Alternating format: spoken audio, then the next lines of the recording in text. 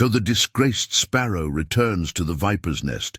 Do you find the whispers to your liking, Duchess? The Duke of Alistair's voice was a low rasp beside her ear, a sound as scarred as the face he kept half hidden in shadow. Ilara felt 100 pairs of eyes on her, the weight of their judgment, a physical cloak upon her shoulders. They saw a fallen woman, the penniless daughter of a ruined baron forced into a monstrous marriage. They saw a cautionary tale. She held her chin high, the silk of her gloves cool against her trembling hands. Let them look, she thought, a cold fire kindling in the pit of her stomach. They have no idea they are looking at their own ruin. The grand ballroom of Blackwood Manor, the glittering heart of London society, had once been her dream. Now it was her battlefield. Her husband, the man they called the Beast of Beaumont, believed she was weak. Her enemies, dotted amongst the crowd with their champagne flutes and smug smiles, believed she was broken. They were all about to learn how wrong they were. Suddenly, the soaring music of the waltz cut off with a screech of errant violins. A collective gasp rippled through the assembled aristocracy. Conversation ceased. Dancers froze mid-step, their elegant poses suspended in an abrupt, deafening silence. Ilara's gaze was drawn to the grand balcony, where the host, Lord Ashworth, stood with a face pale as death, a trembling page boy at his side, whispering frantically into his ear.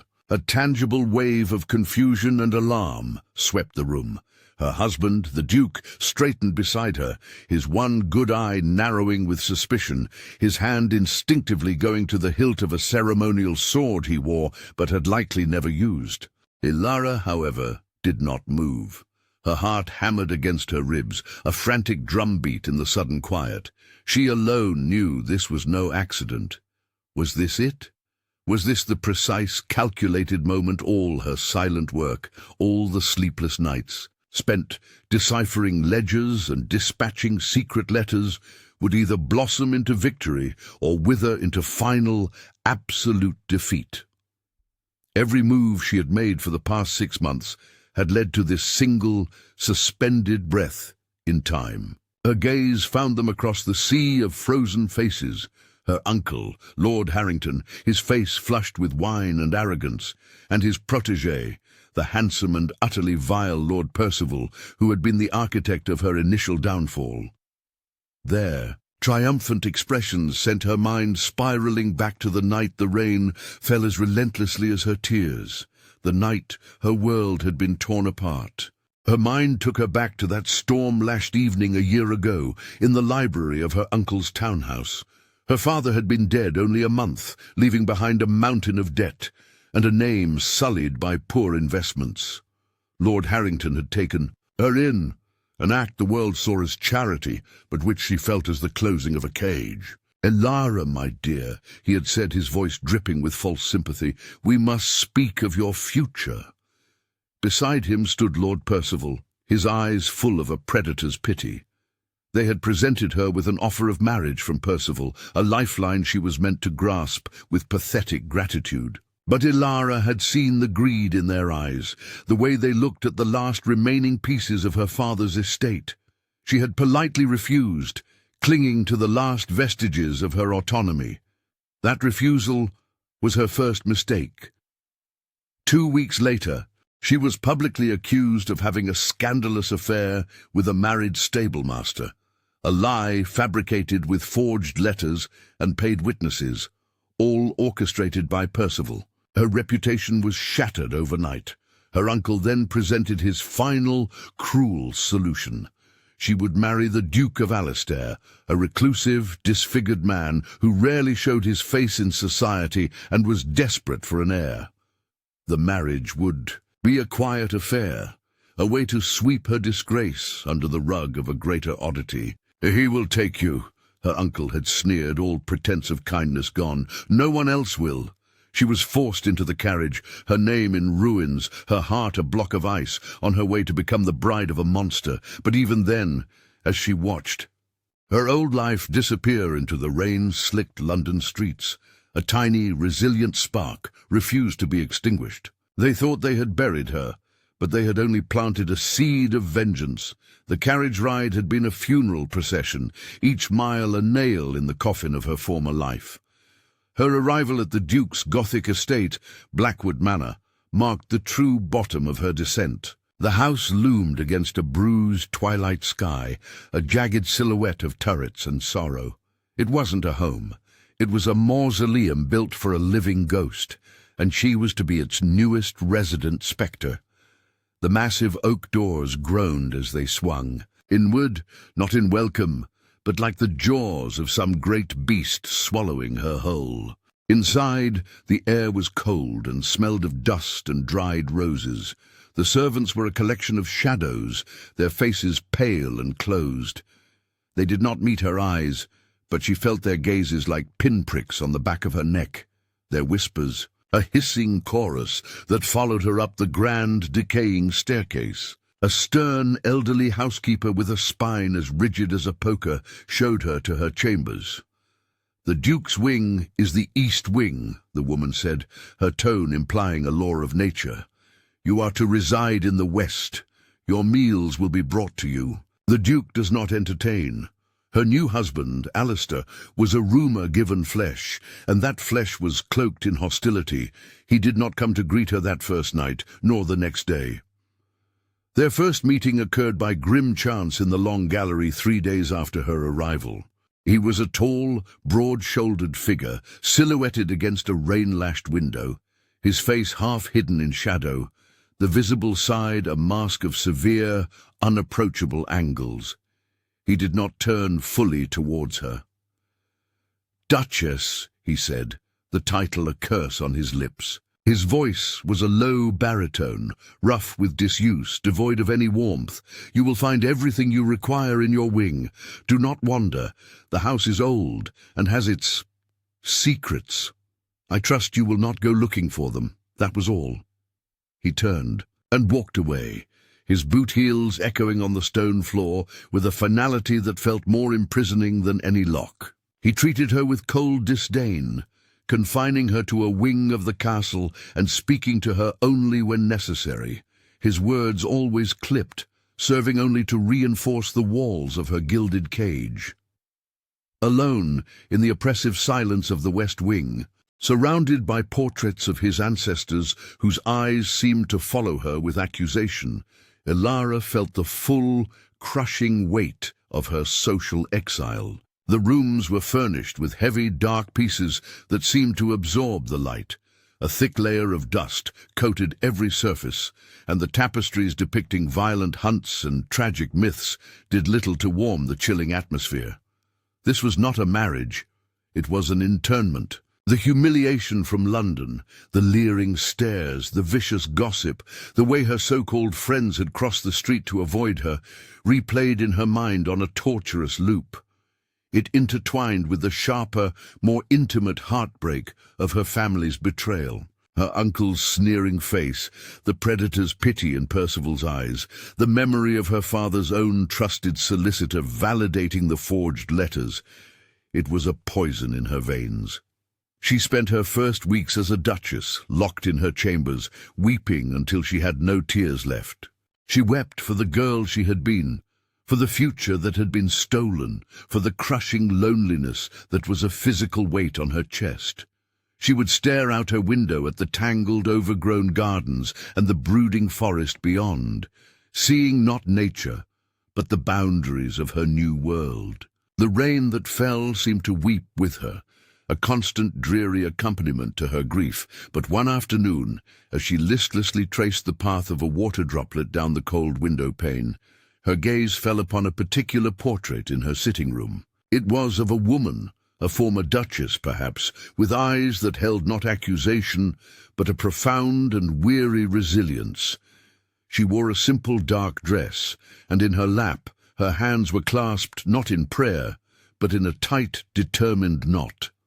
Something in that painted gaze shifted something within Elara. The spark of vengeance, that tiny ember she had carried from London, had been smothered by self-pity, but it had not died. The tears stopped. The hollow ache remained, but it was slowly being filled with something harder, something colder.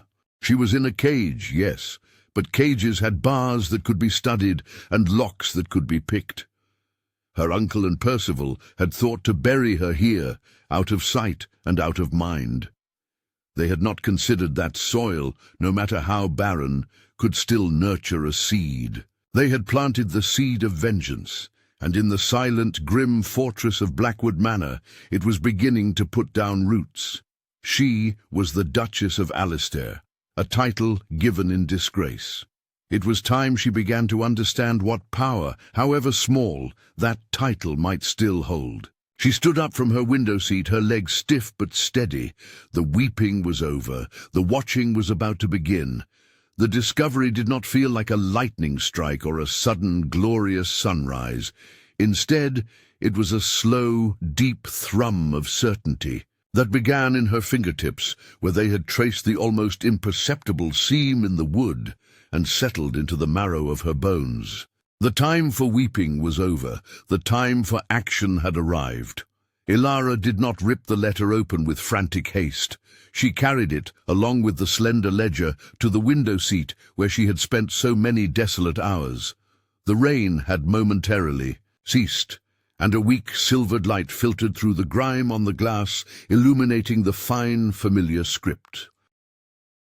It was her mother's hand, but not the hand of the gentle, ailing woman she remembered from her final years. This was the writing of her younger mother, the one from the stories her father would tell, sharp, precise, and fiercely intelligent. My dearest Ilara, if you are reading this, then the worst has come to pass, and my fears about your uncle Silas were justified. Do not mourn me for the secrets I kept, but understand that I kept them for you. Your father's heart was vast, but his mind for business was a sieve through which our fortune was slowly draining. I could not stand by and watch your future dissolve into debt and dependency.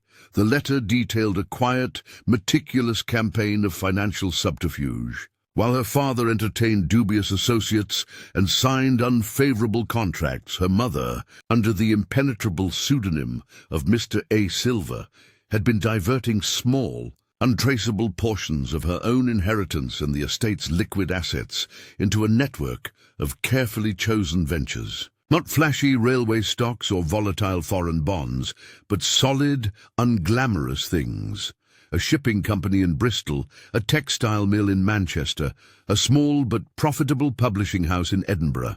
She spoke of a trusted man of business, a Mr. Thorne, who alone knew the identity of Mr. Silver's beneficiary and who operated from a discreet office in London. The ledger is written in a cipher we once devised for our silly little games, my darling.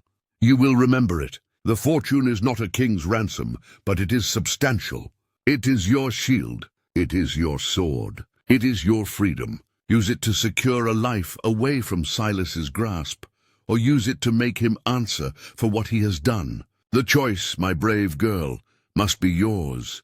Ilara's breath fogged the cold pane of glass. Her mother had not been a victim of circumstance. She had been a strategist, preparing for a war she would not live to fight. The profound and weary resilience she had seen in the portrait of the former Duchess was not an abstract quality. It was a matrilineal inheritance. Her mother had looked into the same abyss of powerlessness and had chosen to build a bridge across it in secret. For the next 3 days, Ilara retreated into a self-imposed seclusion. She claimed a megrim, refusing all but the most necessary trays of food brought by the dour housekeeper, Mrs. Higgs. The manor, already a tomb of silence, became her fortress of study. She spread the ledger out on the floor of her bedchamber, the cryptic columns of numbers and letters a tantalizing puzzle. The cipher came back to her in fragments, a ghost from a sun-drenched schoolroom afternoon. A for 1, B for 2, but then a shift on the third entry. It was a dance of logic and memory, and with each symbol she decoded, a piece of her power was restored. "A silver," she whispered to the dusty air. The name felt like a suit of armor. It was anonymous, genderless, and strong. The decoded ledger revealed the stunning truth. The investments, nurtured over a decade, had flourished. The income was not merely substantial, it was transformative. The dividends from the Bristol Shipping Company alone were 5 times the paltry allowance her uncle had condescended to grant her. This was not just an escape fund. This was a weapon capable of toppling a duke, or at the very least, of bleeding him dry. But a weapon in a locked room was useless. She needed to wield it. The first and most dangerous step was to make contact with the outside world. Her uncle had been meticulous. All her correspondence was intercepted and read by the manor's steward, a gaunt, loyal creature of Silas named Mr. Croft. She had no allies within the household, no maid to bribe with sentimental trinkets, for she had none left. Her salvation came in the form of a boy. One afternoon, watching from her window, she saw him, a scrawny lad of no more than 12, darting through the overgrown topiary with a rabbit snare. He was the son of the gamekeeper, she presumed, living in a cottage on the far edge of the Blackwood estate. He existed outside the manor's direct sphere of influence, a creature of the brooding forest itself. Her plan, fragile and fraught with risk, began to form. She needed a messenger, someone invisible to the likes of Croft and Mrs. Higgs.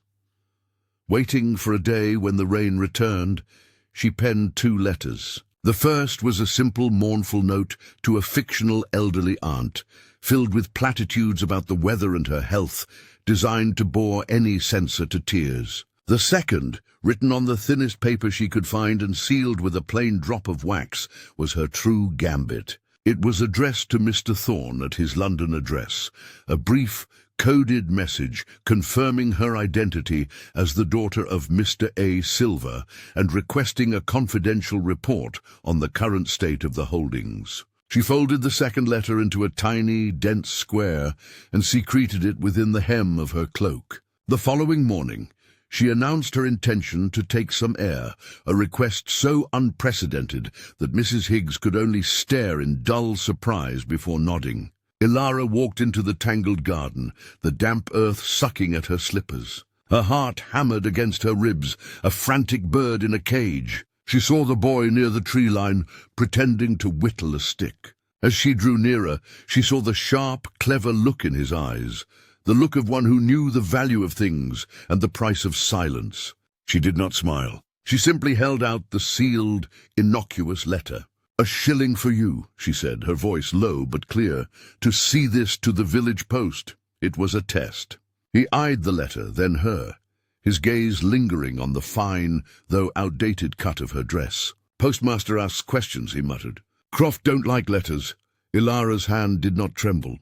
She reached into her pocket and produced a golden guinea, a coin that felt alien and powerful in her palm. It was a fortune to a boy like him. "The postmaster does not need to know, and Mr. Croft will not know. This is between us. The shilling is for the post. The guinea is for your discretion." The boy's eyes widened. He snatched the coin and the letter with a swift, furtive movement, tucking them both into his grimy waistcoat. He gave a sharp, nearly imperceptible nod, then melted back into the shadows of the forest. Ilara stood alone, the cold mist beading on her woolen cloak. She had done it. She had reached beyond the stone walls. The roots of her vengeance, fed by her mother's legacy, had broken through the barren soil. She was no longer just the disgraced duchess in a gilded cage. She was A. Silver, and she had just fired the first silent shot in her war. The discovery of the ledger transformed her grief into a cold, diamond-hard resolve. For weeks, she dedicated her nights to the fragile pages, the flickering candlelight reflecting a newfound fire in her eyes. She learned that a sonata in B minor was not a piece of music, but a bank in Basel, and that a rare specimen of Aconitum napellus was not a wolfsbane plant, but a hidden investment in a northern steelworks. Each solved entry was a key turning in a lock, revealing the vast, clandestine fortune her uncle could scarcely imagine, and confirming her mother's genius for strategic subterfuge. She realized with a chill that had nothing to do with the damp room, that her uncle had not only stolen her reputation, but was actively trying to find and seize these very assets. His letters, which Mrs. Higgs sometimes lamented were all business and bother, now made a sinister kind of sense. He was a hound on a scent, and the ledger was the map to the quarry. This realization crystallized her purpose. She made a solemn vow in the quiet of her room, the words a whisper that was also a command. She would not only reclaim her inheritance, but would use that power to systematically dismantle the lives of the men who had destroyed hers. The first step, the letter dispatched with the boy, had been one of reconnaissance. Now she had to arm herself with more than just potential. The ledger pointed to a local connection, a man named Mr. Sterling, who operated a small, respectable-looking bookshop in the nearby market town of Oakhaven. According to the coded notes, he was not merely a bookseller. He was a facilitator, a discreet financial agent who had managed her mother's regional interests. He was the first thread she needed to pull. A week after the guinea changed hands, Ilara announced her intention to accompany Mrs. Higgs to Oakhaven for the monthly market. The housekeeper fussed about the weather and the impropriety, but Ilara was immovable, her demeanor one of quiet, unassailable determination. She wore her plainest dress and a cloak with a deep hood, not for modesty, but for anonymity. The journey in the rattling cart was a study in contrasts. Mrs. Higgs chattered about the price of flour and the quality of thread, while Ilara's mind raced through the ledger's entries. Sterling J. Oakhaven, the keeper of quills, annual disbursement 500, code Veritas. Oakhaven was a bustle of mud and noise, a world away from the stifling silence of Croftwood. Ilara moved through the crowd with a purpose that made her invisible, a grey ghost in the throng. She found the shop tucked down a narrow alley, its window displaying a dusty collection of sermons and geographies. A small hand-painted sign above the door depicted an inkwell and a quill. The bell above the door chimed a thin, lonely note as she entered. The air was thick with the smell of old paper, leather, and dust. A man with a head of startlingly white hair and spectacles perched on the end of his nose looked up from a massive ledger of his own. His eyes, a pale, watery blue, assessed her in a single comprehensive glance. "May I help you, miss?" he asked, his voice dry and precise. Ilara approached the counter, her heart thudding a steady rhythmic warning against her ribs. This was the moment. She could not afford a misstep. She did not speak. Instead, she placed a single worn sheet of music on the counter between them. It was a simple folk melody, but in the margin she had carefully inscribed the botanical name Veritas Umbellata. Mr. Sterling's demeanor did not change, but a profound stillness settled over him. The bustling market outside seemed to fade into a distant murmur. He looked from the paper to her face, his gaze lingering on the determined set of her jaw, the intelligent clarity in her eyes that so resembled the woman he had once served. "A rare specimen," he said softly, his tone devoid of all previous casualness. "I had heard it was lost." "It was misplaced," Ilara corrected, her voice low but clear. "But it has been found. I'm the new gardener." He gave a slow, almost imperceptible nod. He closed his own ledger with a definitive thud and gestured toward a curtained doorway at the back of the shop. "The light is better in my private study for examining such delicate things." In the small, cluttered room at the back, surrounded by stacks of unsold books, the facade of the simple bookseller fell away completely. "Your mother was the wisest and most foresighted woman I have ever known," Sterling said, without preamble. "She feared this day might come. She left instructions." He produced a small iron key from a chain around his neck and unlocked a strongbox hidden behind a false set of book spines. Inside were not piles of gold, but something far more valuable: documents. Deeds, bond certificates, letters of credit, all held under the name of various trusts and shell companies, all ultimately traceable back to the A-Silver identity her mother had crafted. "Your uncle has made inquiries," Sterling confirmed, his lips thinning. Clumsy ones. "He seeks a list of your mother's holdings from the local solicitors. He does not know about me or about this." He gestured to the strongbox. "The annual income from these holdings alone is more than 10 times your uncle's estate. He is a flea trying to drink from a well." Ilara felt a surge of power, so potent it was dizzying. This was not potential anymore. This was a sword, solid and sharp, placed in her hand. She was no longer a pawn. She was the player moving pieces on a board her enemies did not even know existed. The disgraced Duchess was a costume she wore. A silver was the weapon she had become. And in the quiet back room of a dusty bookshop, her war had just acquired its arsenal.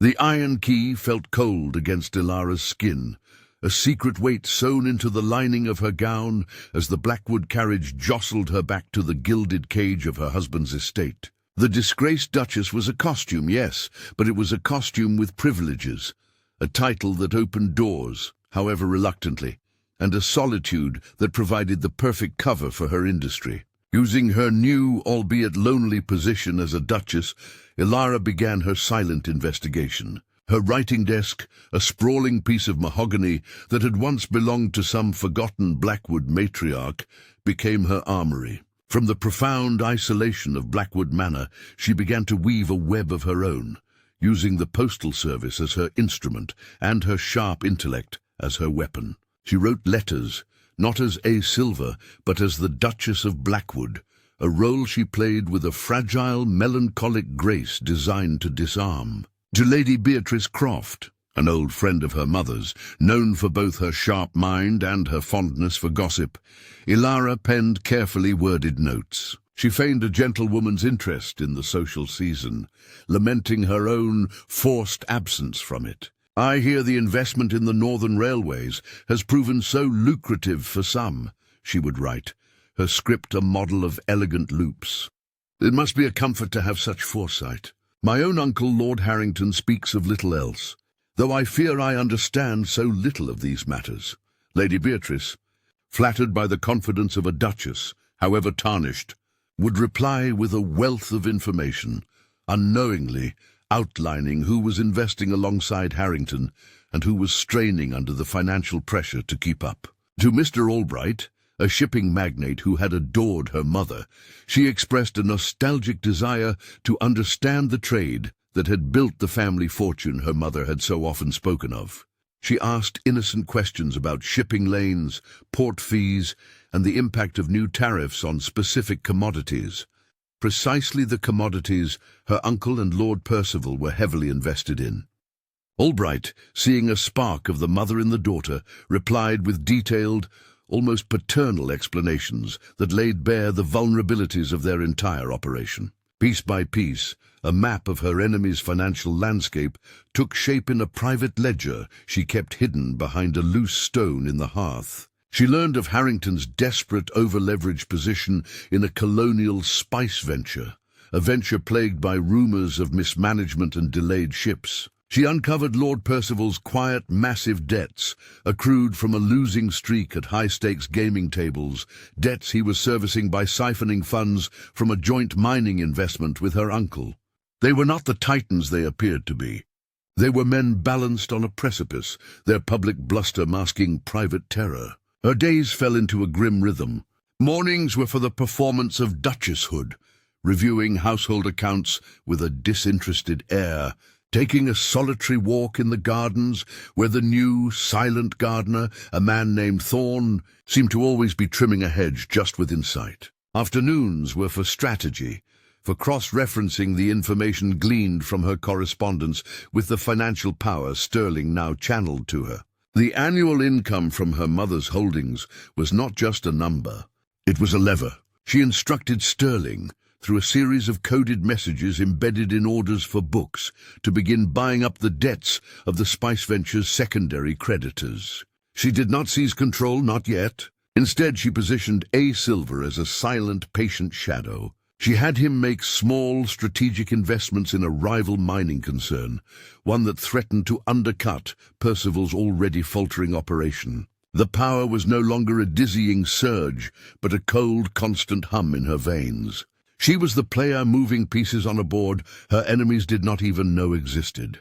Sometimes she would look up from her letters to see her own reflection in the dark window glass, a pale, serious face framed by the mourning black she still wore. The grief was still there, a hollow ache for the mother who had engineered all this, but it was now fused with a relentless purpose. The silence of the manor was her ally, The servants, accustomed to her quiet ways, did not question the volume of her correspondence. Only the gardener Thorne seemed to be a constant peripheral presence. He was a man of few words and unsettling stillness, his eyes seeming to note everything, the late-night candlelight in her study, the specific messengers who arrived from the city. She dismissed it as paranoia, the natural suspicion of a conspirator. He was just a gardener, hired to tame the wilds of Blackwood. Yet as she sealed another letter, another carefully baited hook, she couldn't shake the feeling that the garden outside her window was not the only thing being carefully cultivated.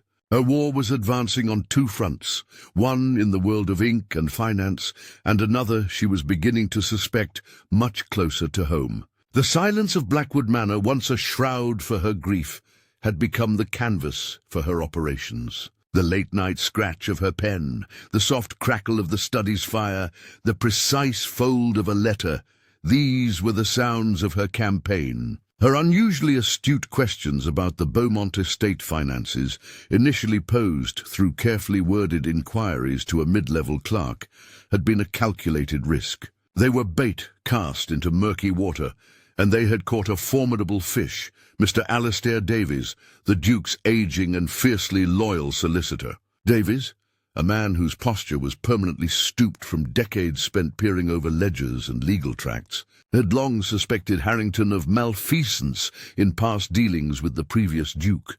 He had watched the new Duke's ascension with a sense of profound unease, seeing the sycophants and opportunists flock to the man like flies to honey. When he began to hear of the disgraced niece, the one hidden away in the country, asking pointed questions about debt structures and mineral rights, his interest was not merely piqued, it was ignited. He saw in Ilara not a disgraced girl, but a woman of formidable intelligence, a sharp and unexpected tool that had fallen into his lap. After a cautious period of observation, where he verified the source of her inquiries and the discreet movements of her man of affairs, a Mr. Sterling, he made his move. He approached her not at the manor, but in the one place she felt a semblance of peace, the overgrown family chapel on the estate grounds. The air was thick with the scent of old stone and damp hymnals. He found her standing before the simple plaque bearing her mother's name. "Miss Blackwood," he said, his voice a dry rustle, "I have taken the liberty of reviewing the Beaumont Spice Ventures prospectus." A most optimistic document. Ilara did not startle. She had felt his presence, a shift in the ancient quiet of the place. She turned, her black mourning dress blending with the shadows. "Optimism is often the cousin of folly, Mr. Davies." Indeed, his sharp bird-like eyes assessed her. "The secondary creditors are a nervous lot, a consortium of Bristol merchants. They extended credit based on the Duke's name, but their own ledgers are stretched thin. A whisper of doubt could cause a panic. It was an offering, a test. "Panic is a destructive force," Ilara replied, her gaze steady. "It lacks precision. I prefer leverage." A faint, approving smile touched Davies's thin lips. "Leverage is a tool for a steady hand. My hand, while old, is steady, and I have access to ledgers and registries that your Mr. Sterling can only dream of." And so the pact was sealed in the dusty chapel. He became her connection to the financial world of London, a trusted agent who could execute her commands without ever revealing the true player behind the scenes. Through Davies, the levers of her power grew longer and more potent. He provided the names of the most vulnerable Bristol merchants, the ones most likely to sell their debt notes for a quick, quiet profit. He identified the rival mining concern she had invested in, confirming it was not just a threat, but a technologically superior operation with a recently secured and secret vein of high-grade ore. Her war was no longer fought solely from the isolation of Blackwood. Davies was her general in the field. He used his unimpeachable reputation to vouch for the anonymous entity known as A. Silver, smoothing the way for Sterling's acquisitions. A letter from Ilara, hidden within a mundane shipment of household accounts, would find its way to Davies's London office. Days later, a debt note would change hands, or a key piece of information would land in the lap of a newspaper editor, all with the quiet, untraceable efficiency of a master craftsman. Yet as this front advanced, the other, more intimate one, demanded her attention. The gardener, Thorn, was a constant, silent fixture in her periphery. She began to notice a pattern to his stillness. He was never truly just gardening. He was always positioned with a sightline, to her study window, to the front drive, to the path Davies took on his infrequent visits. One afternoon, watching from behind the glass, she saw him not pruning or weeding, but simply standing by the old sundial, his hand resting on the mossy stone as if reading it like a book. His head was tilted not toward the overgrown flower beds, but toward the house. Paranoia, she told herself, was the conspirator's shadow. But the feeling persisted, a cold drip in the constant hum of her purpose. She decided on a test of her own. She instructed Davies to send a specific messenger, a young red-haired boy from a particular courier service, with a document of no real importance. She made a show of receiving it at the front door, her manner slightly more anxious than usual. The next day, Thorn was trimming the hedges that lined the main path. And the day after that, the red-haired boy did not return for his usual weekly dispatch. A different man, older and with a limp, arrived in his stead. When Elara inquired, the new messenger said the boy had been reassigned to a different route, effective immediately. It was a thin explanation, the kind that could easily be true, but it felt like a lie. That evening, as she sealed a letter containing her most audacious command yet, an instruction for Davies to use a portion of her growing capital to quietly acquire a minor, but crucial, shipping license that Percival's venture would soon desperately need, she looked out at the twilight garden. Thorn was there, a dark silhouette gathering his tools. He paused and looked directly up at her window. He did not look away quickly, as a servant might. He held her gaze for a long, unsettling moment before giving a slow, almost imperceptible nod, as if in acknowledgement of a shared secret. Then he turned and melted into the gathering dark. The chill that ran through her had nothing to do with the evening air. The garden was not the only thing being carefully cultivated, and she was no longer certain if the silent man tending the grounds was a weed she needed to pluck, or a rare and dangerous plant her mother had sown long ago. Her first move was precise and surgical. Guided by her mother's notes and Davies's intelligence, she used a small fraction of her hidden capital to anonymously purchase a controlling share in a shipping company crucial to one of her uncle's upcoming ventures. She then engineered a series of unfortunate shipping delays, causing a significant and humiliating financial loss for Harrington. It wasn't a fatal blow, but it was a clear, sharp jab that left him baffled and furious, unable to identify the source of his misfortune. The satisfaction was a fleeting warmth in the cold architecture of her new life. Percival's bafflement was a victory, but it was Thorn's silent nod that occupied the darker corners of her mind. The garden had become a chessboard, and she was no longer sure if the groundskeeper was a pawn, a knight, or the opposing king watching from the shadows. She found herself avoiding the east-facing windows that overlooked the rose garden where he most often worked, a ridiculous and infuriating reaction that she chastised herself for. A lady of the house did not hide from her own servant. A week after the shipping fiasco, her uncle summoned her to his study. The air in the room was thick with the scent of expensive cigar smoke and poorly contained rage. Percival stood by the fireplace, a ledger open on the mantelpiece, his knuckles white where they gripped the leather-bound cover. "Elara," he began, his voice a study in forced calm, "it seems the world is full of inexplicable coincidences of late.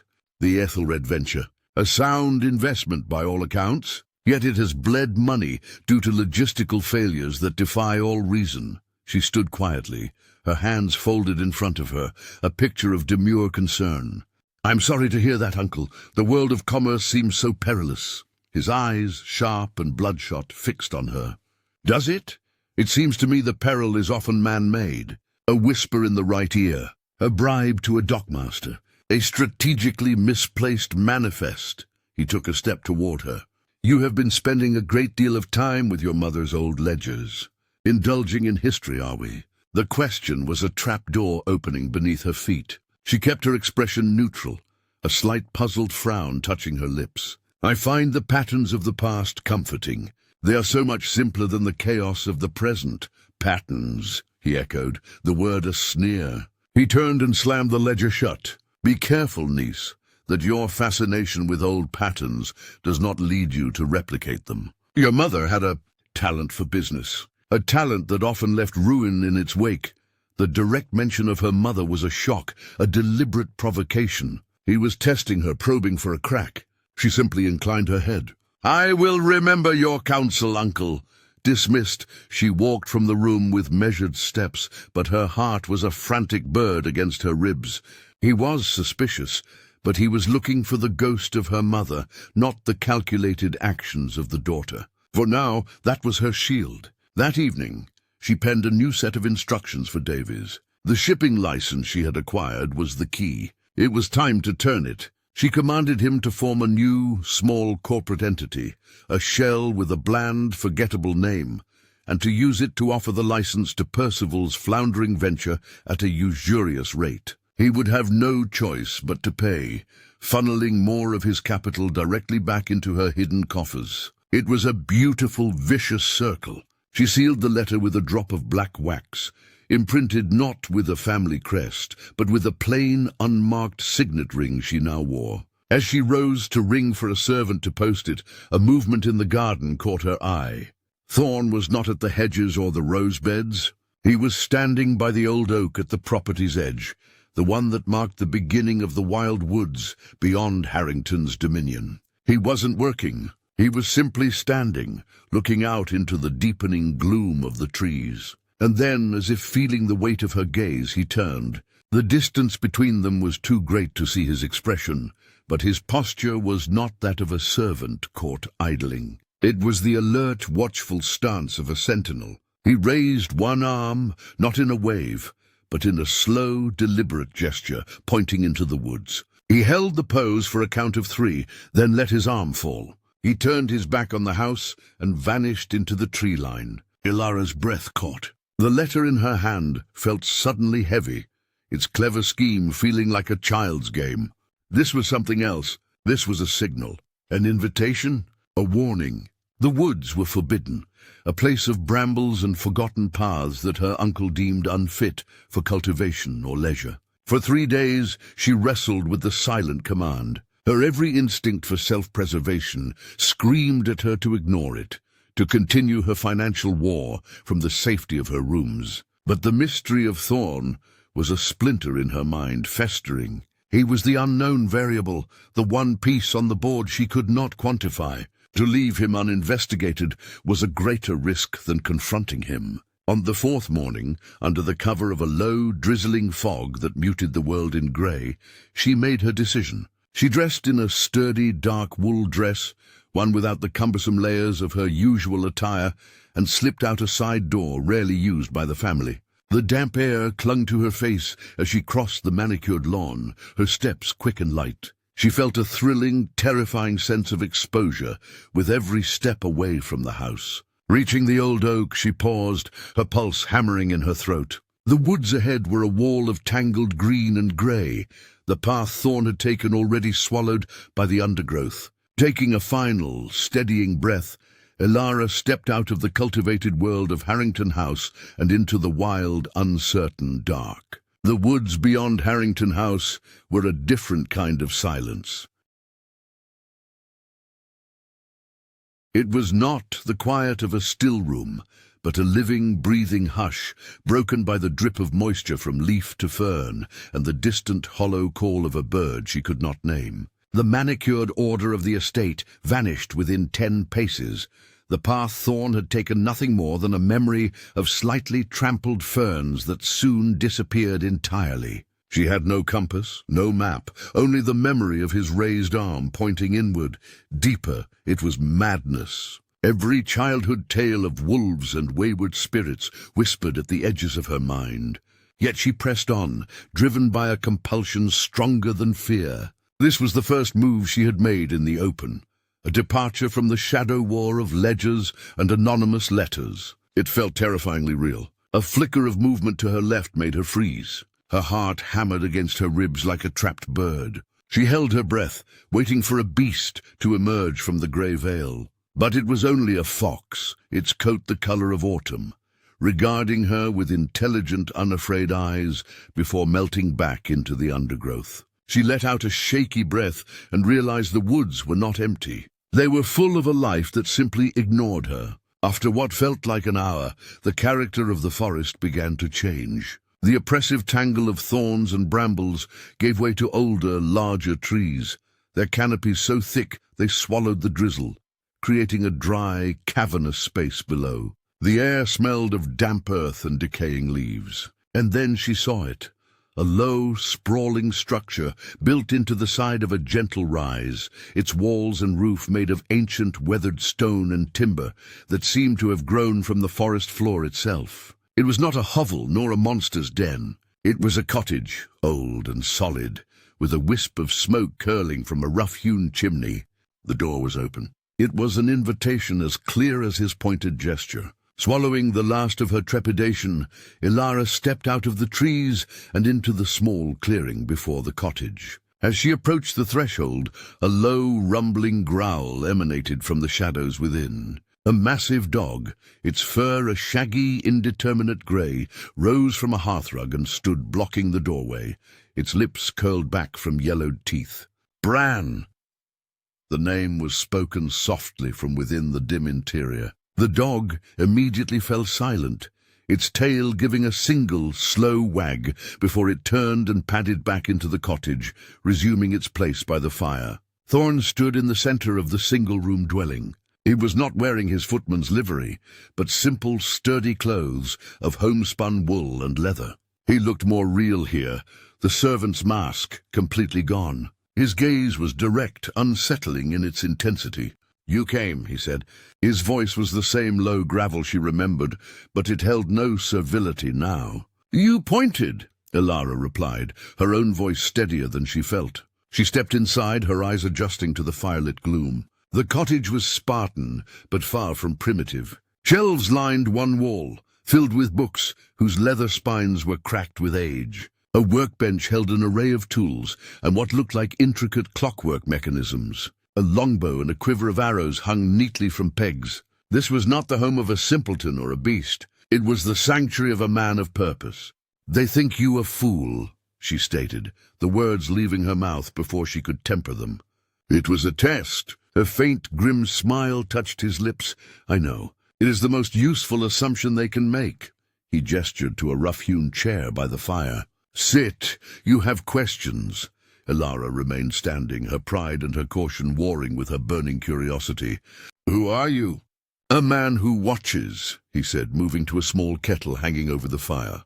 He poured steaming water into 2 clay mugs. "A man who listens. While you play with numbers and ledgers, I walk the edges of their world. I hear the conversations in the stables, the whispers in the village tavern. I know the weight of the coins that change hands in the dark." He handed her a mug. It was a simple, bitter tea, but its warmth was welcome. His words, however, sent a chill through her. "You know about the letters?" "The investments. I know Lord Harrington and Lord Percival are like men bleeding from a wound they cannot see," he said, his eyes holding hers. "They are arrogant, but they are not yet broken. Their new venture, the trade routes," Ilara's breath hitched. "You know of it?"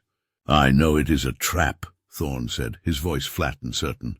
"The ship, the Maiden's Fancy, is a rotten hull owned by a consortium of liars in Portsmouth. Its captain is a known gambler, deep in debt to men who do not forgive. The trade permits they purchased are forgeries, clever ones, but forgeries nonetheless." The room seemed to tilt. Ilara's carefully constructed plan, her secret war, suddenly felt small and blind. She had been moving pieces on a board, while Thorn had been standing outside the game, seeing the entire table. "How could you possibly know this?" "Because I was not always here," he said, his gaze drifting to the fire. "I have seen this kind of greed before. It has a particular stench. They are not just risking their fortune on a bad investment, Ilara. They are walking into a snare that will not only take their money but their freedom. The men behind this scheme do not settle for bankruptcy. They demand flesh. The use of her Christian name, spoken without title or deference, was as shocking as his revelation. The financial ruin she had orchestrated was one thing. The prospect of her uncle and Percival being delivered into the hands of criminals was another entirely. It was a consequence she had not calculated. "Why tell me this?" she asked, her mind reeling. Why bring me here? Thorn's intense eyes returned to her. "Because your war is my war. But you fight with one hand behind your back, afraid to get dirty. I fight in the mud. You wanted to ruin them. I want to see them destroyed." He paused, letting the brutal finality of the word hang in the air between them. "The question is, Ilara of Harrington House, how far are you truly willing to go?" The silence in the study was a physical presence, thick with the scent of old books and the bitter tang of her own naivete. Thorn's question, "How far are you truly willing to go?" echoed in the space he'd vacated, a ghost more substantial than the man himself. He had left her there, standing before the dying fire, the carefully drawn map of her revenge, now looking like a child's scrawl next to the brutal topography he had revealed. Her initial impulse was to recoil. The financial ruin she had so meticulously engineered was clean, a matter of ledgers and public shame. It was justice, she had told herself, for the cold, systematic theft of her birthright. But Thorn spoke of a different currency, flesh and freedom. The image of her uncle's pompous face, or Percival's weak-chinned smirk, contorted not with humiliation, but with genuine terror, as they were dragged away by men who settled debts with violence, was a chilling one. It was a consequence she had not calculated. A splash of blood on the pristine canvas of her plan. For 3 days she was paralyzed. A general whose spy had just informed her the battlefield was mined. She reviewed her strategy with Mr. Davies, the words tasting like ash. The trade routes she was destabilizing with her considerable hidden wealth were not just commercial ventures. They were threads in a web owned by a spider Thorn clearly knew intimately. Her manipulations were not merely causing financial loss. They were baiting a trap with her own family as the prize. The realization was a cold stone in her gut. She had been so focused on orchestrating their fall from grace, she had not seen the pit yawning beneath the gallows. It was this very paralysis that forged her resolve. Thorn was right. She had been fighting with one hand behind her back, wielding money as her only weapon, afraid of the moral mud. But her enemies did not play by the rules of finance. They played by the rules of survival, and they had made her an orphan in her own home, a ghost in her own life. That was not a clean wound. It was a festering one. A new, harder clarity settled over her.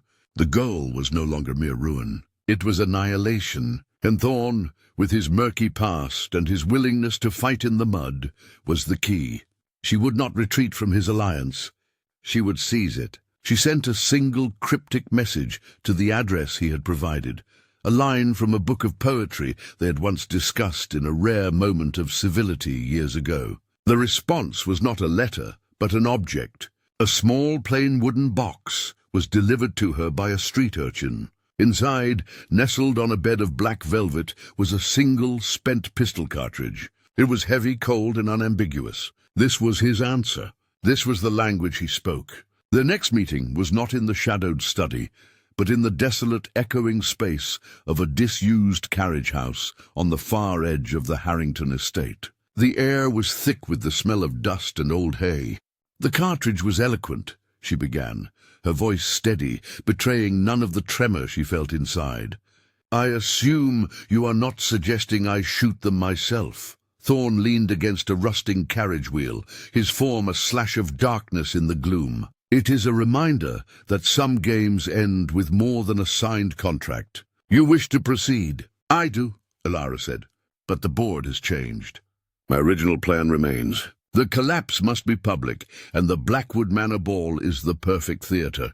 But your associates, the men who demand flesh, they cannot have my uncle or Percival." Thorn's smile was a thin, dangerous line. "Sentiment?" "Strategy," she countered, her tone sharp.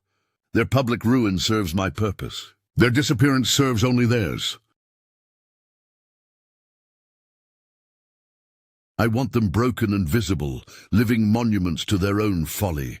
I want them to endure the whispers and the pitying glances for the rest of their miserable lives. A debtor's prison or a shallow grave is an escape I do not grant them. He watched her, a new grudging respect in his gaze. She was no longer just the wronged heiress. She was a tactician, learning the darker arts of war. And how do you propose we achieve that? The creditors are not patient men. Then we must redirect their appetite, Elara said, the final piece of her new, more brutal plan clicking into place. The forgeries on the trade permits for the maiden's fancy. They were procured by my uncle's man of business, a Mr. Sterling. He is the architect of the legal deceit. He is also a man who has embezzled a small fortune from the estate over the years, a fact I have chosen to hold in reserve. When the ship fails, the creditors will come for their pound of flesh. We will ensure they are presented with a more tempting target. We will deliver Mr. Sterling to them, along with evidence of his personal theft. He is the gambler, the forger, the embezzler. He is the reason their investment failed. Let them have him.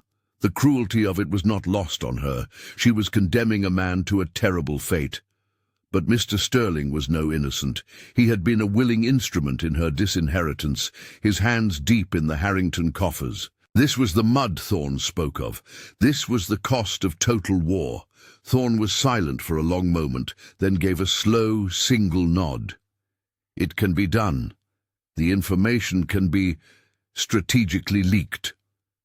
Then it is settled, Elara said, her voice cold and clear in the dusty silence. My part is to ensure the financial collapse is absolute and spectacularly timed for the ball.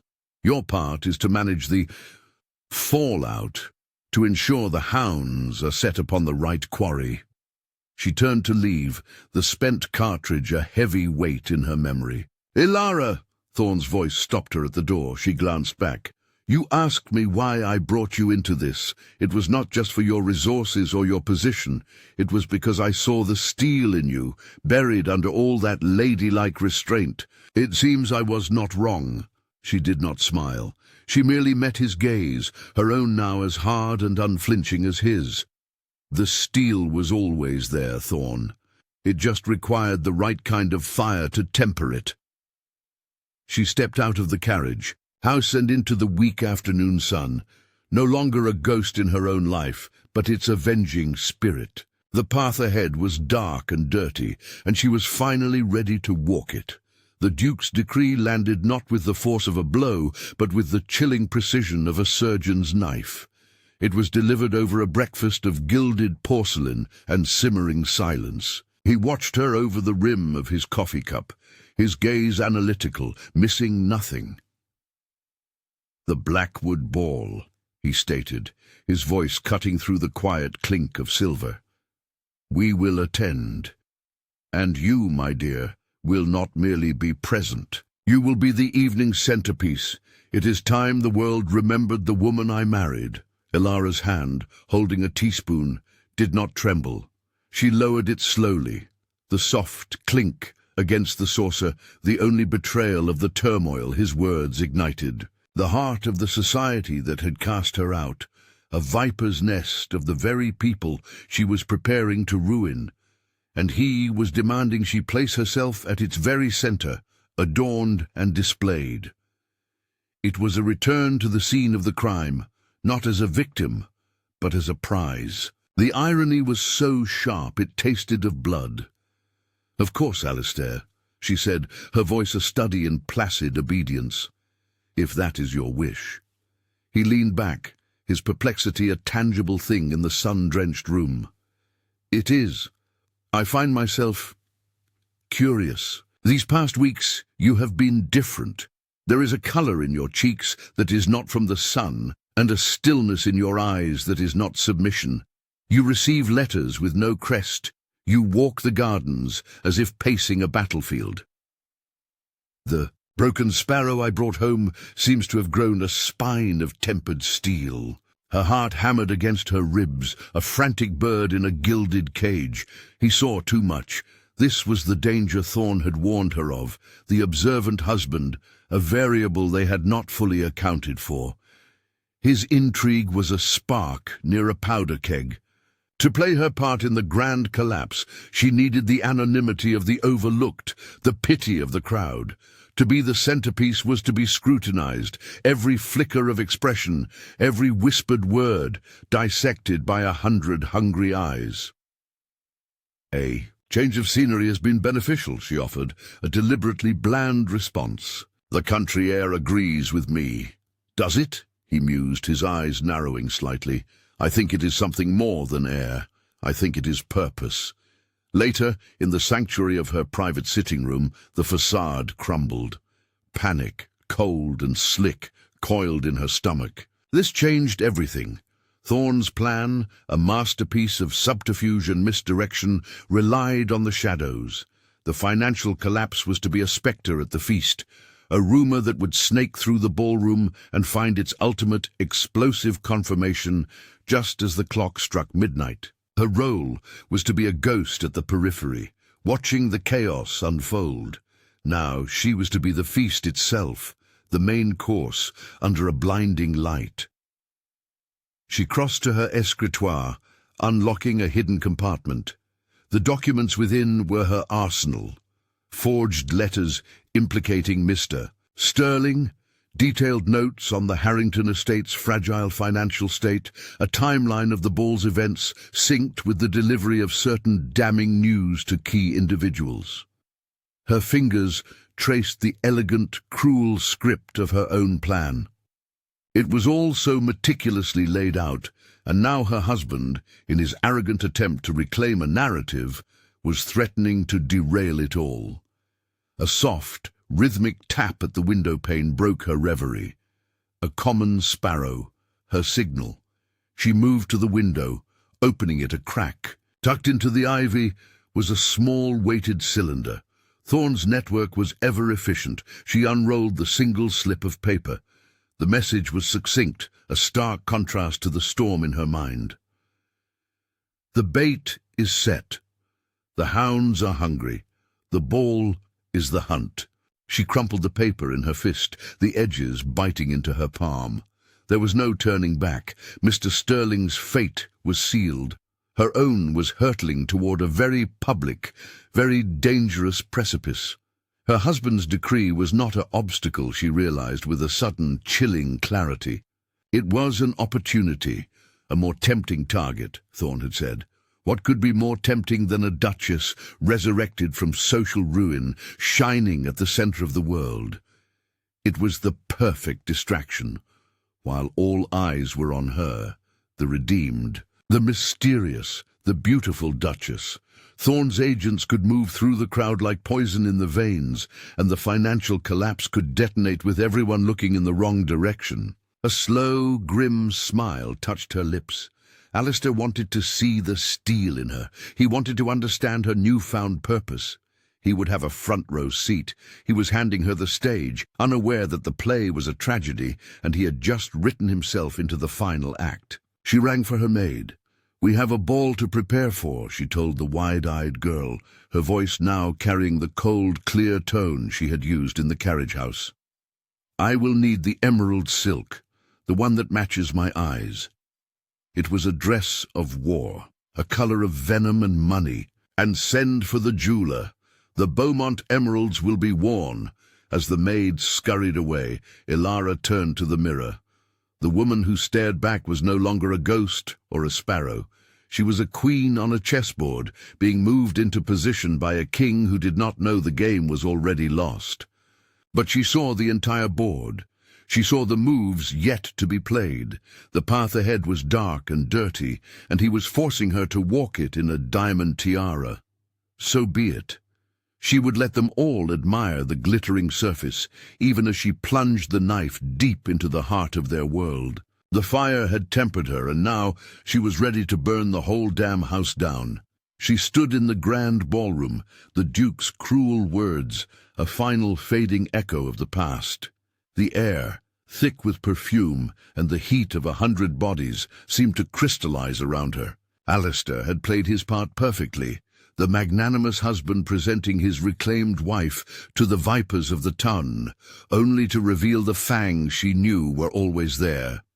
His insult, a precisely aimed dart about her unfortunate fragility, had been meant to shatter the porcelain facade he'd so carefully restored. But the fear she had felt in the face of his past cruelties was gone, replaced by the chilling calm of a general watching her ambush spring. He was speaking to a ghost, a version of her that no longer existed. He expected her to flinch, to crumble, to prove that the fire at the old estate had only tempered her into a more brittle version of herself. But her power was not in her title as Duchess, but in the devastating truth she was about to unleash. But the fear she had felt in the flashback was gone, replaced by the chilling calm of a general watching her ambush spring. He was speaking to a ghost, a version of her that no longer existed. Her power was not in her title as Duchess, but in the devastating truth she was about to unleash. When the orchestra grinds to a halt, the sudden silence is a physical blow to the room. The sweet, soaring waltz dies mid-crescendo, leaving a vacuum of confused murmurs. A small, triumphant smile touches her lips, unseen by her husband, who stiffened beside her. She knew the interruption was not an accident. It was a signal she had arranged via a messenger dispatched by Davies. The plan was in motion. Into the awkward hush, a man stepped forward. It was Mr.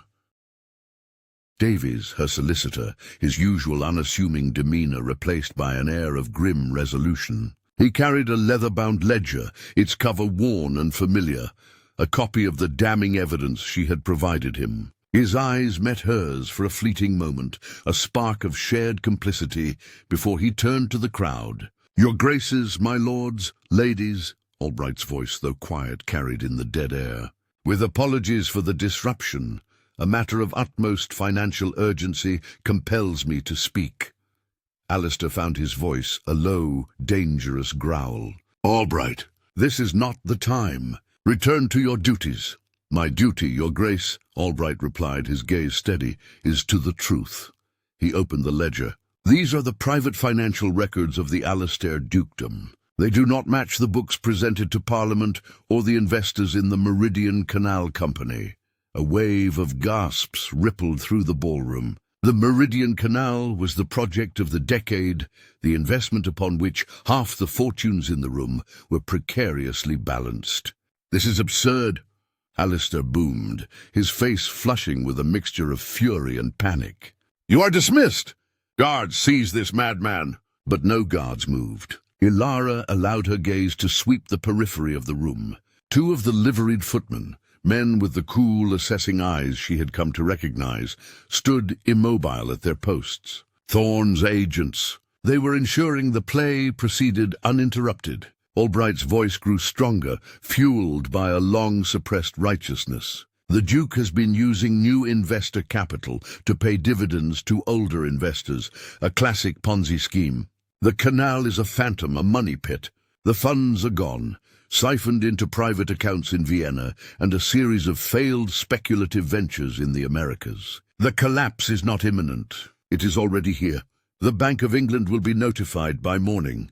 Chaos erupted. The genteel facade of the aristocracy shattered into a cacophony of shouted questions, cries of alarm, and the frantic rustling of silk as people began to calculate their own ruin. Alistair stood frozen, a statue of impending doom, his eyes wide with the horrifying understanding that his entire world was evaporating around him. He turned to Ilara, his expression one of pure, unadulterated betrayal. "You," he hissed, the word a venomous dart meant for her heart. "You did this. You brought this poison into my house." Ilara met his gaze, her own emerald eyes reflecting no anger, no vindictive joy, only a profound and terrible clarity. She did not need to speak her confirmation.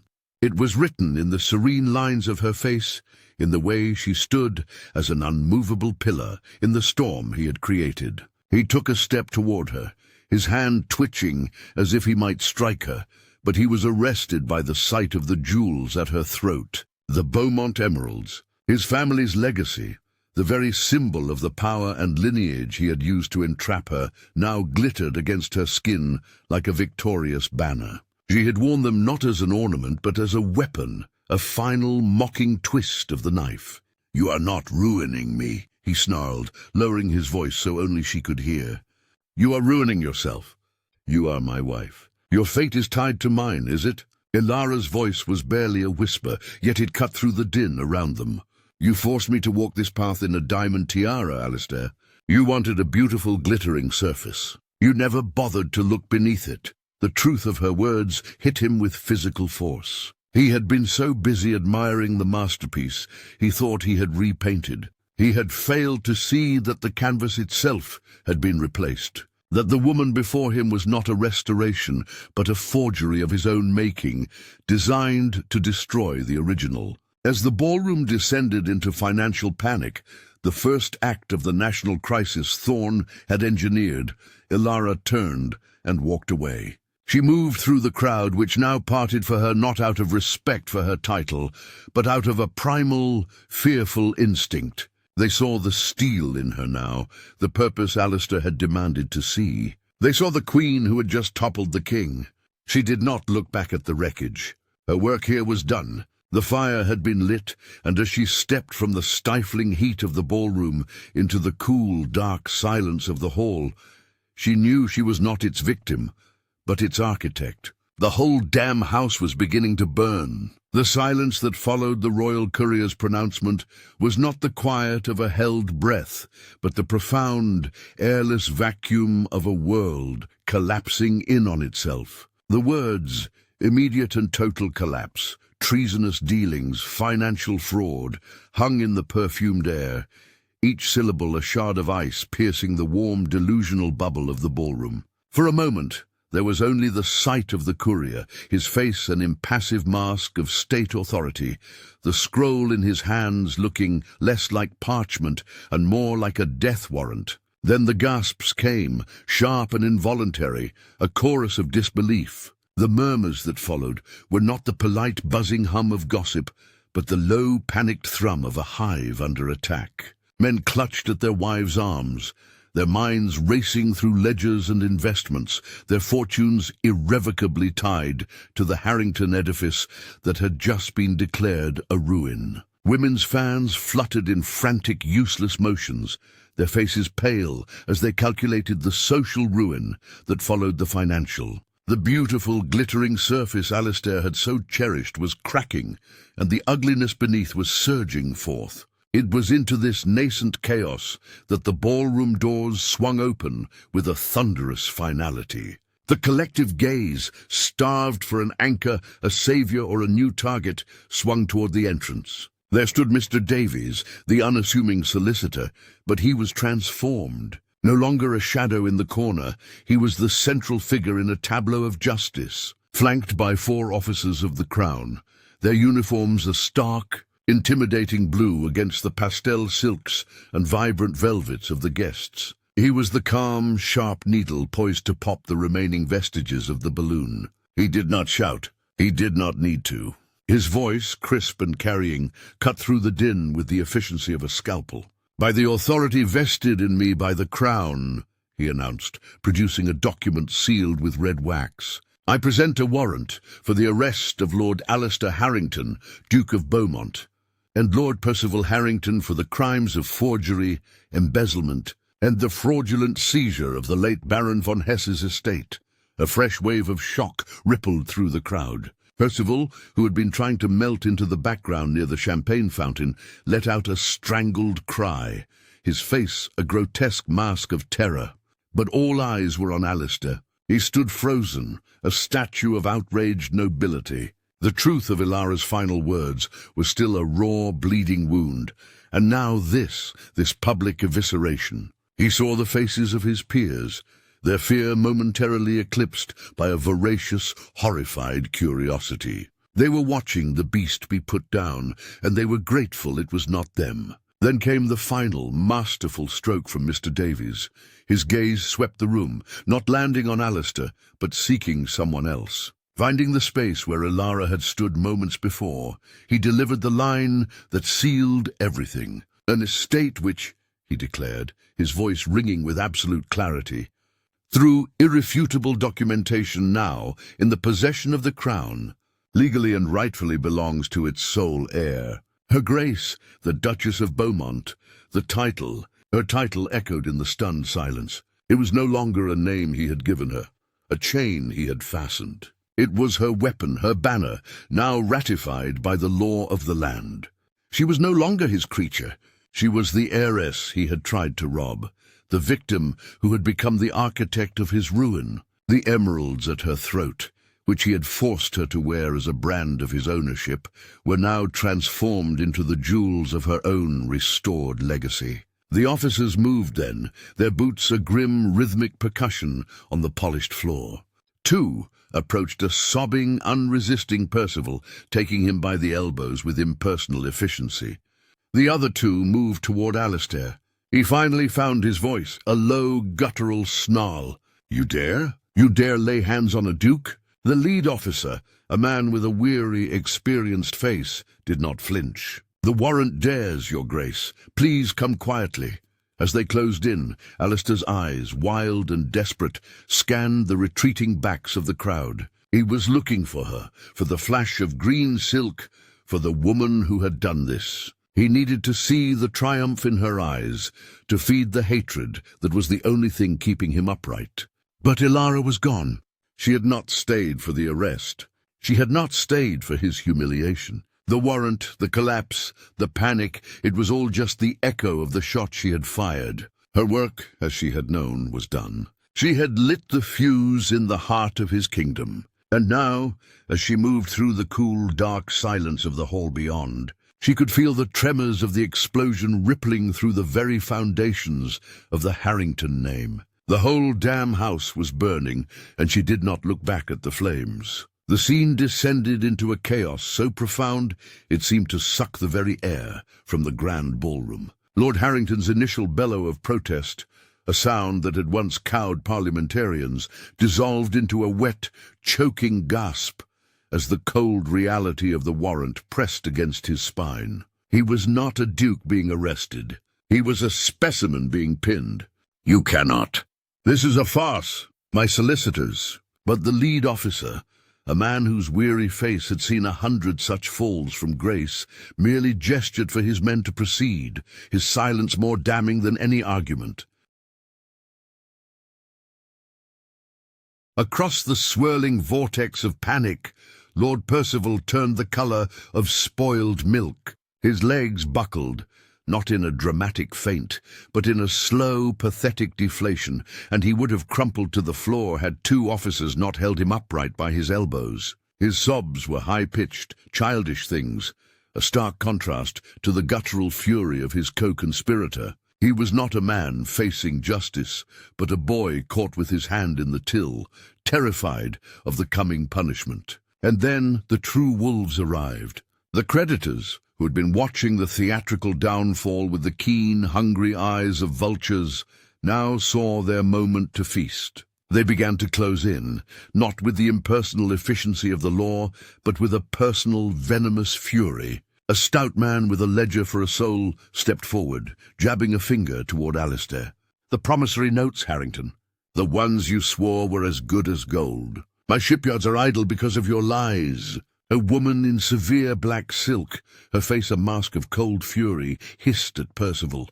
"You said the investment was secure. You said it was a legacy for my daughters. You have left them with nothing but the clothes on their backs." The legal arrest became a public shaming. The officers formed a grim, beleaguered cordon around the two disgraced lords, their progress toward the doors slowed by the press of furious, gesticulating men and women whose trust had been purchased with lies and whose fortunes had been evaporated by arrogance. It was a financial and social ruin so absolute and instantaneous it seemed to generate its own heat, a visible shimmer of disgrace that made the onlookers flinch back. Ilara watched it all, her expression as serene as a mountain lake. She stood apart, a still point in the storm, the emeralds at her throat glinting with a cold inner fire. Her checkmate was not merely a victory played out on a board of legal parchment. It was a public execution.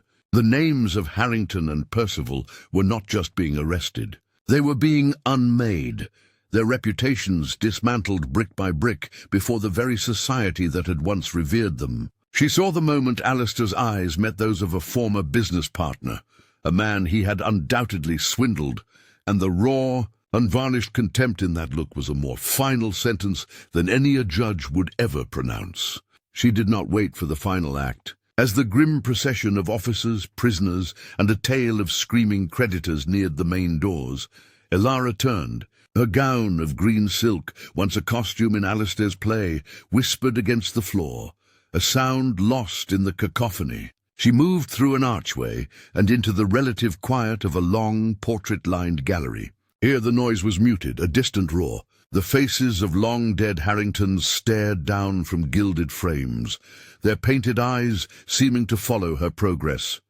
The last of their line, the cuckoo in the nest who had finally set the tree ablaze. She could still feel it, the tremor of the explosion she had engineered, a seismic shockwave traveling through the marble floors and up the very walls, shaking the dust from the ancestral portraits. A figure detached itself from the shadows near a bust of some forgotten Roman. It was Mr. Aldridge, her solicitor. He fell into step beside her, his demeanor as calm and collected as her own. "It is done," he said, his voice low. "The warrants are executed. The freezing of assets and the seizure of properties will begin before sunrise." Elara nodded, her gaze fixed on the far end of the gallery, where a pair of French doors stood open to the cool night air. "See that the creditors' claims are processed in the order we discussed. Let them have their pound of flesh. It is the least they are owed. And you?" Aldridge asked, a note of genuine concern in his professional tone. "Where will you go now?" A faint, almost imperceptible smile touched Elara's lips. For so long, her destination had been singular, here. This moment, this ruin. Now that it was achieved, the horizon was suddenly, terrifyingly clear. "Away from the ashes," she said softly. "This house, this name. It is a gilded tomb. My legacy is not in these stones." Her hand rose, her fingers brushing the cool, faceted surface of the emerald pendant. It was no longer a brand. It was a compass. It was the seed of a fortune that was hers alone, untainted by their venom. Behind her from the ballroom came one last truncated roar of fury from Alistair, cut short by the heavy thud of a carriage door. Then silence. True silence. It was over. She stepped through the French doors and into the night.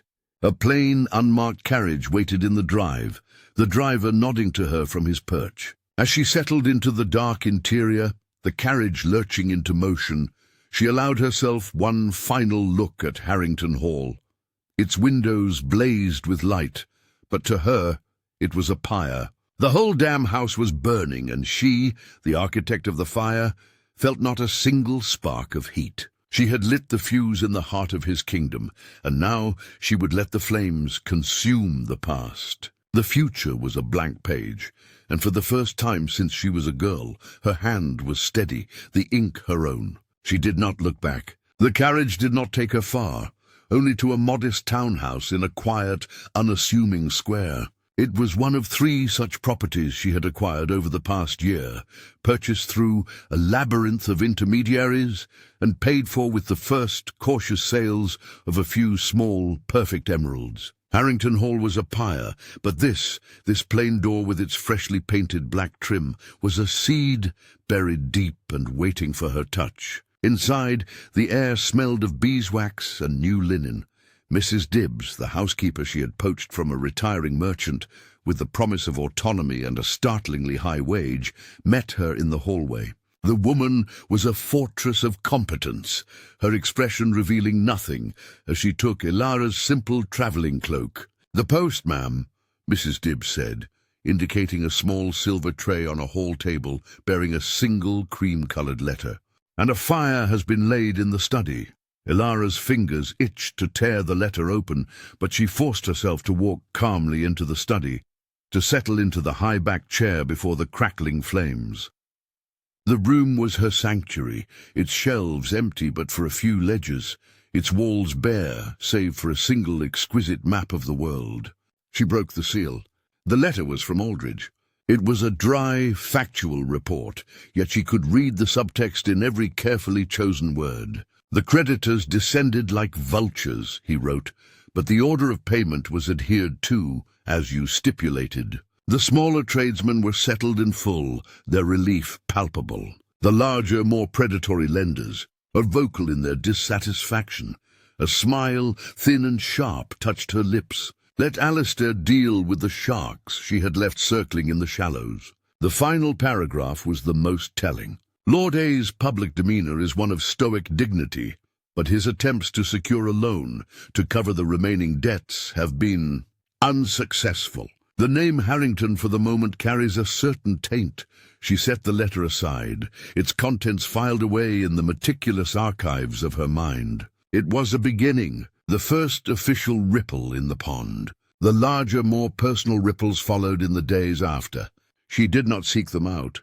They came to her, carried on the hushed, scandalized breath of the ton. From her new vantage point, observed during a carefully calculated walk in the park, or from the shadows of a circulating library, she saw the aftermath unfold. The whispers were no longer about the disgraced sparrow who had married above her station, but about the brilliant, ruthless Duchess who had engineered her own liberation. They called her cold, calculating, dangerous. She found she preferred these adjectives to the old ones: pitiable, unfortunate, plain. Her gaze, however, was perpetually fixed on one person, her husband. She saw him 1 week later, emerging from his club. He was alone, a fact that was itself a statement. The Duke of Harrington was never alone. Yet there he was, his posture rigid, his face a carefully constructed mask of aristocratic indifference. But Ilara had spent years learning the subtle language of that face. She saw the tension in the line of his jaw, the faint shadows beneath his eyes that powder could not entirely conceal. He was diminished, the golden aura of his entitlement tarnished. She chose her moment with the precision of a general. She was standing beside her unmarked carriage, adjusting the cuff of her glove, when he looked up and their eyes met across the busy street. The world seemed to narrow to that single, silent corridor of space between them. She watched his face as the full truth, the intimate, humiliating detail of her machinations finally dawned on him. It was not in Aldridge's dry legalities, but in her calm, unflinching posture, in the plain but exquisitely tailored dress that spoke of independent means, in the sheer, audacious peace that radiated from her. The shock was first, a physical recoil as if he'd been struck, then disbelief, a frantic searching of her expression for some sign of the broken woman he thought he knew. And then it came, a slow, profound wave of awe and respect, so powerful it seemed to momentarily buckle his knees. He finally understood that the woman he had dismissed, the woman he had tried to mold and break, was never a victim in their marriage. She had been a warrior, playing a long, dangerous game, her weapons not swords and cannons, but patience, intellect, and a will of forged steel. She had not fled their battlefield. She had won it, strategically seeding the ruined castle while securing all the treasure for herself. For the first time, he looked at her not as a burden or a disgrace, but as his equal. Perhaps in that devastating, clarifying moment, as his superior, a carriage rattled between them, breaking the spell. When the street was clear again, Ilara offered him no smile, no nod of acknowledgement. She simply turned, opened the carriage door herself, and stepped inside. As the vehicle pulled away, she did not look back. She had seen all she needed to see. The past was ash. The future, that blank page, was waiting, and her hand, steady and sure, was already dipping the pen into a pot of the blackest, most permanent ink. The ink on the final settlement had long since dried, its permanence a testament to the ashes of the past. Ilara was no longer the woman who had fled the burning wreckage of the Harrington ball. She was the sovereign of her own destiny. Her days were filled with the satisfying weight of managing her vast inheritance, a task she performed with a shrewd acumen that commanded respect. Blackwood Manor, once a monument to her isolation, now thrived under her guidance, its halls echoing with purpose and its lands flourishing. She was its revered duchess, a title she wore not as a chain, but as a tool she had mastered. Blackwood Manor, once a monument to her isolation, had been transformed. The halls no longer echoed with silence, but with the purposeful steps of a thriving estate. She was no longer its prisoner, but its revered duchess, a title she wore not as a chain, but as a tool. Under her guidance, fallow fields were replanted, tenant roofs repaired, and a new schoolhouse built near the village. The prosperity she brought was not just in coin, but in order, in dignity, in a renewed sense of community that radiated from the great house itself. The staff, who had once witnessed her quiet suffering, now regarded her with a loyalty that bordered on devotion. She had not demanded it. She had earned it. And then there was Alistair. The change in him was not swift, nor was it theatrical. It was a slow, deliberate metamorphosis, like winter yielding to a tentative spring.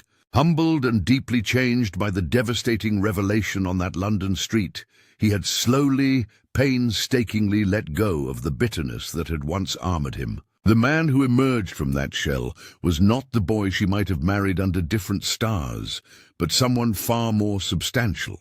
He was quieter, more observant. He began to consult her on matters of the estate, not as a formality, but with a genuine desire for her opinion. In these conversations, she saw glimpses of the honorable man hidden behind the scars of war and a corrosive pride. Their interactions were a delicate dance for weeks, a recalibration of two celestial bodies thrown into a new, uncharted orbit. The turning point came one evening in the library.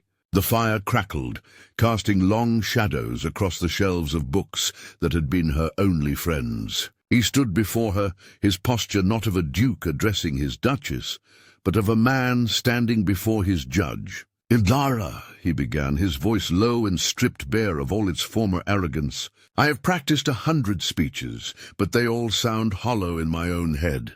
There are no words sufficient to convey the depth of my regret. I wronged you in the most fundamental ways. I saw you not as a person but as a problem to be managed. I tried to break a spirit that was always inherently stronger than my own." He met her gaze, and in his eyes she saw the full weight of his sincerity. "I'm sorry. For the coercion, for the disdain, for every moment I made you feel less than the extraordinary woman you are. It is an apology years overdue. It was not his words that undid her, but the raw honesty in them. This was no strategic retreat. It was a surrender of his entire flawed perception of her, of their world, of himself. She accepted his apology with a simple, quiet nod, and in that moment the very foundation of their marriage, once forged in deceit and coercion, crumbled to dust, making way for something new to be built in its place. What bloomed in the fertile ground of that apology was a partnership. They began to take their meals together, their conversations evolving from stilted pleasantries to lively debates on politics, philosophy, and the latest agricultural techniques. He admired the relentless precision of her intellect. She respected the hard-won practical wisdom he had gained from leading men and managing land. The library became their shared sanctuary, a place where maps were spread across tables and the future of Blackwood was planned with two minds working as one. The mutual admiration was a sturdy bridge, but it was the deep, unexpected love that built a home upon it. It did not arrive with the dramatic fanfare of a storybook, but seeped into the cracks of their daily lives. It was in the way he would instinctively place a hand on the small of her back when they walked together. It was in the cup of tea he would have waiting for her after a long afternoon managing accounts. It was in the way she could silence a rising frustration in him with a single calm look. It was in the quiet comfort of reading in the same room, the only sound the turning of pages and the shared contented silence of two people finally truly seen. One evening, standing on the terrace overlooking the gardens she had revived, he took her hand. His own, once used to gripping a sword or clenching in anger, was gentle. "You have not only reclaimed your honor, Ilara," he said, his voice soft against the twilight.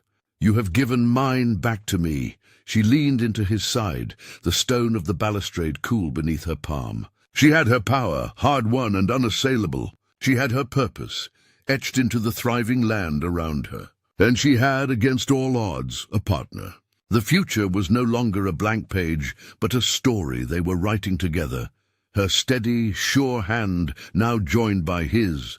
Both pens dipped into the same pot of rich, enduring ink.